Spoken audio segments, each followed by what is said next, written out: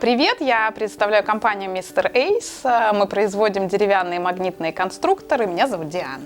У нас созрела большая проблема. Детские комнаты наших детей были просто завалены пластмассой. Это пластиковые какие-то коробочки, машинки, куколки, части конструкторов, деталей, которые друг к другу и могли не подходить. Они все множились. И вот в какой-то момент пришла просто идея, а почему бы не создать какую-то экологичную, которая будет так оптимально, функционально подходить друг к другу, обязательно из каких-то вот экологичных натуральных материалов. Конечно, это должно было быть дерево, а магнит придал этой игрушке какую-то изюминку и тот самый вот функционал.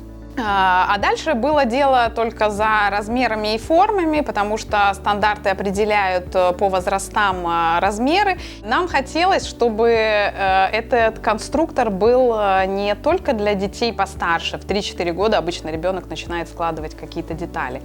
Наша задача была объединить по возрастам и малышей, и школьников первого класса. У нас дети разных возрастов, поэтому хотелось объединить их для общей совместной игры. На самом деле на рынке представлено не так много магнитных конструкторов, и в основном они все равно в пластмассе. А нам было важно создавать их именно из дерева, нетоксичные какие-то материалы, безопасные для детей. И не все производители используют натуральные масла для обработки, это могут быть краски какие-то, а у нас либо цветные воски пищевые, либо масла. Еще совместно с педагогами и психологами мы разработали такую группу игр и какие-то их рекомендации по возрастам, как развивать деток, как их приучать к самостоятельной игре и как это можно развивать совместно с нашими конструкторами. А еще такой особенностью, наверное, нашего конструктора это то, что в него играют и взрослые тоже. Эмоции родителей, они были искренние, откровенные, когда вот играли, это все падало, разлеталось, они собирали, это были соревнования и действительно объединяет всю семью. Я убеждена, что не важно, где ты живешь, важно как. И это, наверное, применимо и к бизнесу тоже. Можно найти много каких-то плюсов и минусов. У нас на практике, единственное, что приходит на ум, это транспортные развязки. Наверное, немножко удлиняется весь этот процесс и увеличивается стоимость. Но в этом есть и плюсы, потому что в зависимости от того, где живет наш клиент, мы можем отправлять и через Ригу как хаб, или через Вильнюс в Россию. То есть достаточно удобное такое расположение. Еще из минусов профессионалы и сотрудники, но, наверное, нам в этом смысле мы какие-то везунчики, такой проблемы тоже нет. У меня есть партнер Анна, она отвечает за производственную часть. Пусть это не скромно, но у нас идеальная команда. Как-то распределены роли и ответственности очень как-то правильно, на мой взгляд. И каждый в своей сфере выкладывается на все 100%. Анна, она отвечает за производство. Если описать этот производственный процесс, то вначале мы садимся или как-то возникает в голове идея нового продукта. Мы ее как-то визуально себе представляем, обсуждаем, где как лучше, какие магниты должны крепиться, как это будет внешне выглядеть, упаковку и так далее. Все на словах. Потом Анна это отрисовывает схематично, чтобы было понятно, где полюса магнитов складываются правильно, как это будет более функционально подходить. А дальше это вырезается на CNC-станке.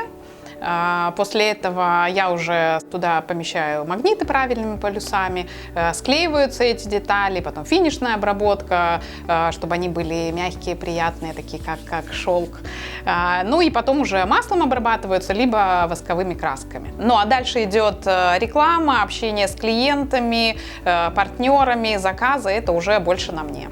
Наоборот, это идеальный момент для новых предпринимателей, у которых есть какая-то гениальная или только ему одному кажется, что она гениальная идея, и ее реализовать. Потому что все переходит в интернет, уже нету таких границ продавать только в Даугавпилсе, потому что он там маленький, большой или еще что-то. Все доступно, любое обучение по этому доступно. Все в Зуме, все в интернете, дома, сидя на кухне с детьми, всему можно обучиться и исполнить все свои заветные мечты. Этого всем и желаю. Нет, это настолько как-то гармонично и удачно вписалось во всю нашу жизнь, что мы, наверное, даже не успели испугаться. Я бы, наверное, отметила, что вера семьи, какая-то бесконечная вера мужа, друзей и родителей, это дает какую-то такую безопасную зону для того, чтобы можно было творить без каких-то вот чувства вины, каких-то страхов и сомнений. Сложно найти то дерево, которое тебе нужно, и по тем ценам, которое тебе нужно. Нам принципиально было это делать в Латвии. Это нужно ехать самому, физически все время смотреть каждую деревяшку, ее обсматривать, где какие сучки, потому что когда это делается там оптом, масштабно, это не то качество, и много уходит в отходы, плюс той толщины, которая нам принципиально нужна была, 15 миллиметров. Это, кстати, призыв к поставщикам, у которых есть и есть такие возможности, было очень сложно найти. Конечно, основная фишка — магниты. Одно удовольствие смотреть на маленького ребенка, который берет эти просто обычные две деревяшки, а они внезапно начинают прилипать друг к другу, потом отсоединяет, их надо как-то поменять, чтобы сложить какую-то фигурку, нужно понять, как эти полюса друг к другу притягиваются, отталкиваются, менять эти детали и грани кубиков, треугольников. Поэтому, конечно, в магнитах основная фишка. Конечно, магниты очень опасные, и это всем понятно, но при сертификации производители обязуют пройти тестирование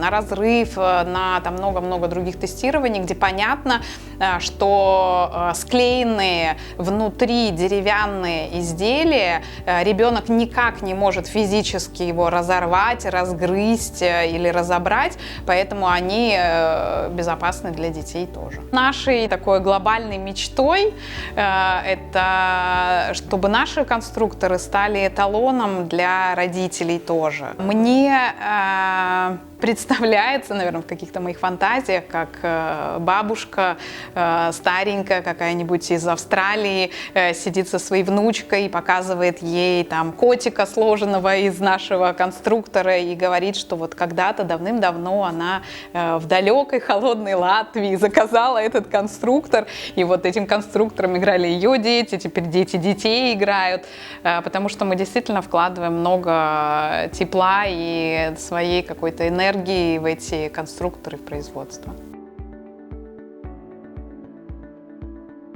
Я вообще отношусь с осторожностью к советам, поэтому стараюсь сама как-то меньше их, наверное, давать. Могу сказать на собственном опыте. Это, наверное, банально будет звучать, да, что иди и делай, но это, наверное, про нас. Делая шаг, открываются новые какие-то возможности, новые двери, поэтому вот, наверное, первый совет будет такой. Наверное, не бояться ошибаться. Я бы назвала это каким-то необоснованным оптимизмом, потому что в наше современное какое-то быстро меняющееся время без этого навыка, без этого качества, наверное, никуда. Сделал какую-то ошибку, что-то не получилось, встал, сделал выводы, взял свой багаж, опыт и пошел дальше. Способность принимать решения и слышать самого себя, что ты на самом деле хочешь, это, наверное, еще навык, наверное, редкость. Я сама в себе его развиваю, потому что он требует и ответственности за принятие решения, и осознанности при принятии его. И это, наверное, мне напоминает как прыжок с парашютом, когда ты принял решение осознанное, когда ты надеешься на себя, но одновременно на какие-то неведомые для тебя силы, делаешь этот шаг, а дальше только красота и какое-то бесконечное количество возможностей.